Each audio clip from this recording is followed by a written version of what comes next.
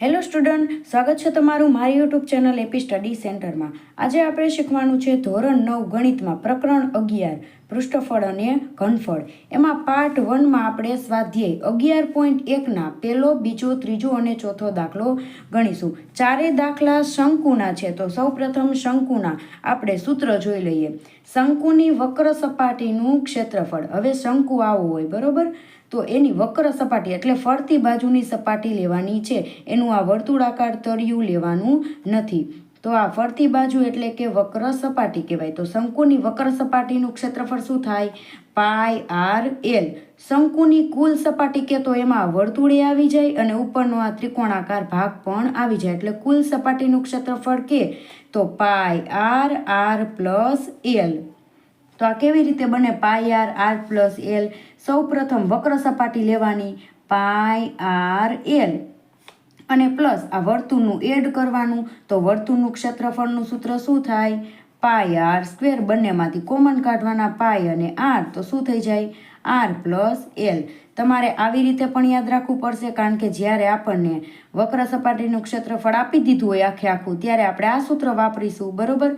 અને આ સૂત્ર પણ વાપરવાનું, પાઈ આર આર પ્લસ એલ. બંને સૂત્રો આના જ છે. ચલો, હવે જ્યારે ત્રાસી ઊંચાઈ આપી દીધેલી હોય અથવા તો આ ત્રણમાંથી કોઈ પણ બેના માપ આપી દીધેલા હોય અને ત્રીજાનું શોધવાનું હોય, ત્યારે આ સૂત્ર વાપરવાનું. એલ એટલે આ ત્રાસી ઊંચાઈ, બરોબર.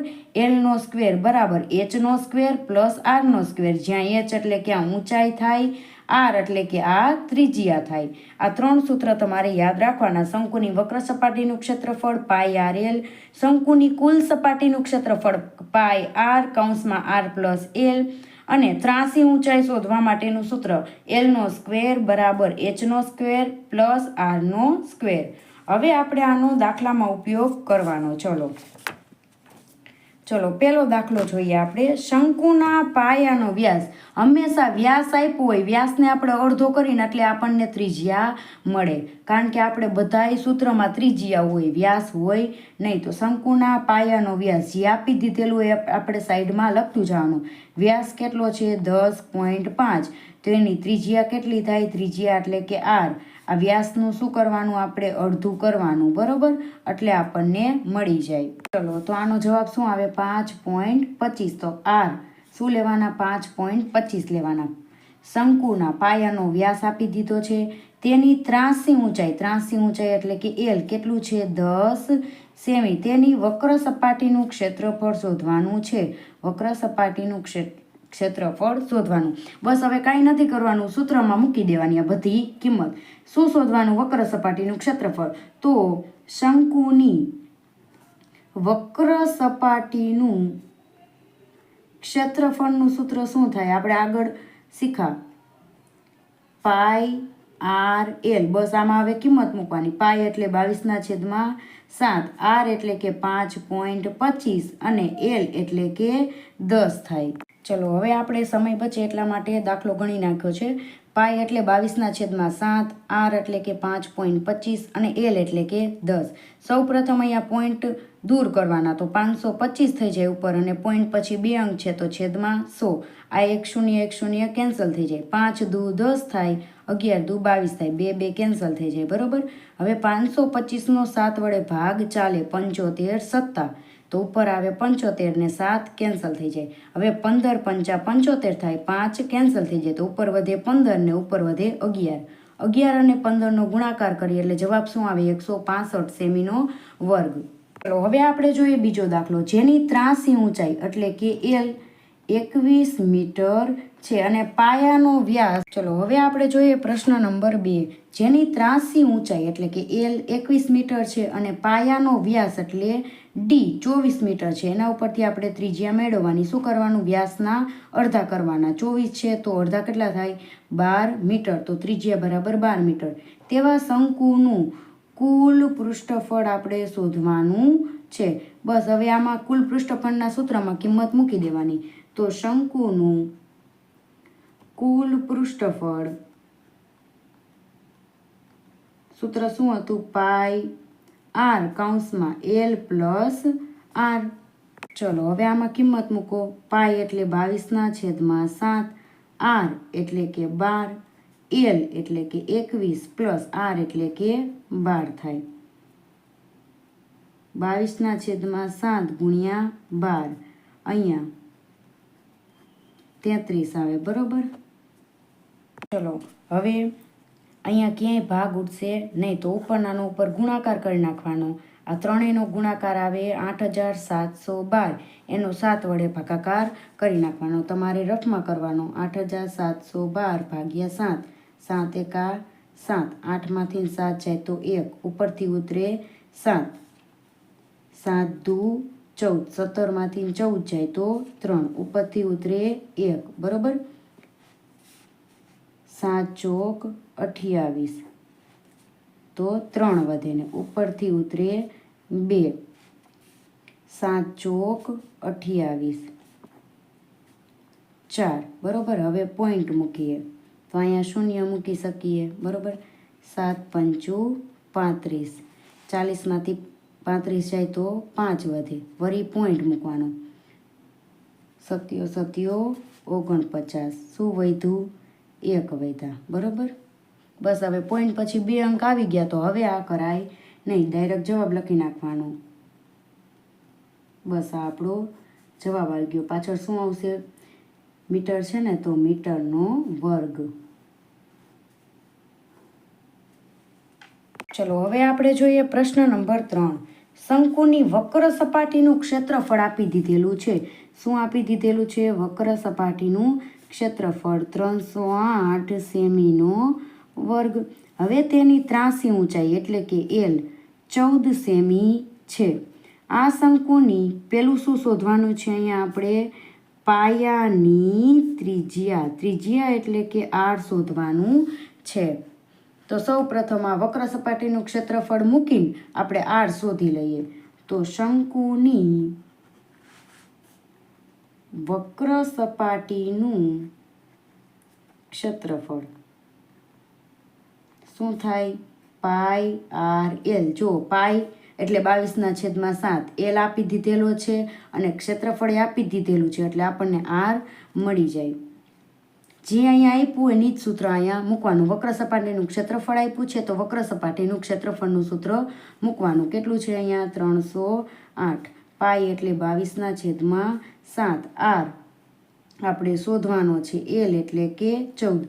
અહીંયા ઉડે જો 7 દુ 14, 308 બરાબર 22 દુ 44 અને ગુણ્યા આર, તો 308 બરાબર આપણે આર શોધવાનો છે. એની પાસે જે પણ હોય બરાબરની આ બાજુ મોકલવાનું. 44 આની સાથે ગુણાકારમાં, આ બાજુ આવે તો ભાગાકારમાં. તો અહીંયા શું વધે? ખાલી આર. હવે 308નો 44 વડે આપણે ભાગાકાર કરી નાખવાનો. ચલો 308નો 44 વડે ભાગાકાર કરો ત્યારે જવાબ 7 આવે છે. તો આર બરાબર આપણને શું મળી ગયું? 7 મળી ગયા. ત્રિજ્યા મળી ગઈ. હવે શું શોધવાનું કીધું છે? જો કુલ સપાટીનું ક્ષેત્રફળ. બરોબર. તો હવે એ શોધવાનું આપણે. શંકુની કુલ સપાટીનું ક્ષેત્રફળ. સૂત્ર શું થાય?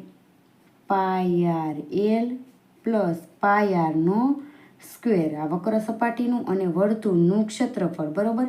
અથવા તો તમે ટૂંકમાં યાદ રાખી શકો પાઈ આર કૌંસમાં એલ પ્લસ આર. પરંતુ અહીંયા આ સૂત્ર એટલા માટે મૂક્યું છે, અહીંયા વક્ર સપાટીનું ક્ષેત્રફળ 308 આપી દીધેલું છે એટલા માટે.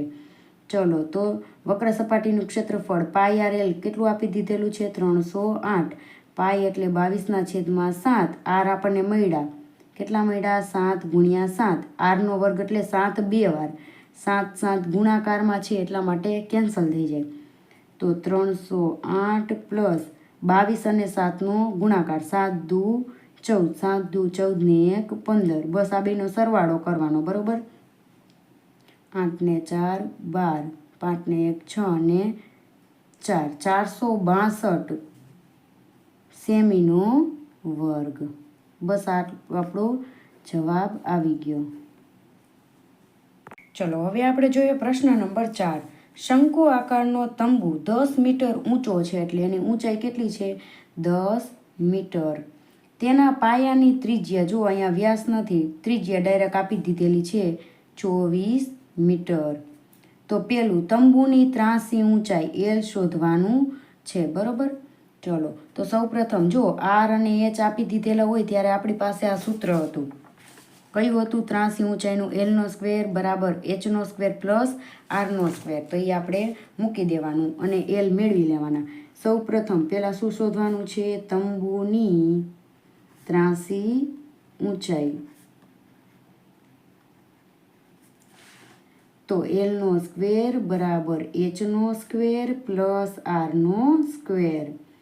એચ એટલે કે 10 એનો સ્ક્વેર, 24નો સ્ક્વેર, 10નો સ્ક્વેર 100, 24નો વર્ગ થાય 576 અને સરવાળો થાય 676. પરંતુ એલના વર્ગ બરાબર આપણે તો ખાલી શું જોઈ છે? એલ જોઈ છે. તો વર્ગને આપણે આ બાજુ જવા દઈએ તો શું થઈ જાય? વર્ગમૂળમાં 676 થઈ જાય. એલ એટલે કે 26 ગુણ્યા 26 કરો ત્યારે આપણને 676 મળે. તો તમારે 1 થી 30 સુધીના વર્ગ યાદ કરી લેવાના, એટલે આપણે અહીંયા ક્યાંય અટકાય નહીં. હવે શું કીધું છે આપણને કે 1 મીટર વર્ગના 70 રૂપિયા છે. તો તંબુ બનાવવા માટે વપરાતા કાપડનો કુલ ખર્ચ શોધો. ચલો હવે આ જ પ્રશ્નમાં બીજું છે. 1 મીટર વર્ગના રૂપિયા 70 છે. લેખે તંબુ બનાવવા માટે વપરાતા કાપડનો કુલ ખર્ચ શોધવાનો છે. તો સૌપ્રથમ કેટલું કાપડ જોઈ એ આપણે શોધવું પડે. પછી આપણે નક્કી કરવાનું કે 1 મીટર વર્ગના 70 રૂપિયા હોય તો કુલ આટલું કાપડ હોય એના કેટલા રૂપિયા થાય, ત્યારે આપણને કુલ ખર્ચો મળે. તો આમાં યાદ રાખવાનું કે જેમ કે ઉદાહરણ તરીકે આઈસ્ક્રીમનો કોન હોય, બરોબર, શંકુ આકારનો, આપણે હાથમાં પકડેલું હોય, એની ફરતી બાજુએ શું લગાવેલું હોય? કાગળ લગાવેલું હોય. એવી જ રીતે આમાં શંકુ આકાર હોય અને શંકુ આકારનો તંબુ હોય. તો આ તંબુમાં ફરતી બાજુએ આપણે શું લગાવી છીએ? કાપડ લગાવી છીએ. એના તળિયામાં લગાવતા નથી. જેવી રીતે આઈસ્ક્રીમમાં એનું જે ઉપરનો ગોળ રાઉન્ડ હોય એ ખુલ્લું હોય, બરોબર. એવી જ રીતે શંકુ આકારમાં પણ તંબુમાં ફરતી બાજુએ કાપડ લગાડવાનું હોય, તળિયે લગાવવાનું હોતું નથી. એટલે આપણે અહીંયા વક્ર સપાટીનું ક્ષેત્રફળનો સૂત્રનો ઉપયોગ કરશું. એટલે આપણને કુલ કાપડ મળી જાય. કુલ કેટલું કાપડ મળી જાય છે પછી આપણે આનો જવાબ મળી જાય. તો સૌપ્રથમ શંકુની વક્ર સપાટીનું ક્ષેત્રફળ. સૂત્ર શું થાય? Pi R L. પાઈ એટલે કે 22/7, આર એટલે ત્રિજ્યા. ત્રિજ્યા કેટલી છે? 24 અને એલ અત્યારે આપણે શોધી 26. આ ત્રણેયનો હવે ગુણાકાર કરવાનો, કારણ કે 7 સાથે એકયનો ભાગ હાલતો નથી, બરોબર. હવે તમારે રફમાં ગુણાકાર કરી લેવાનો, સમય બચે એટલા માટે મેં ઓલરેડી પહેલેથી જ કરી દીધેલો છે.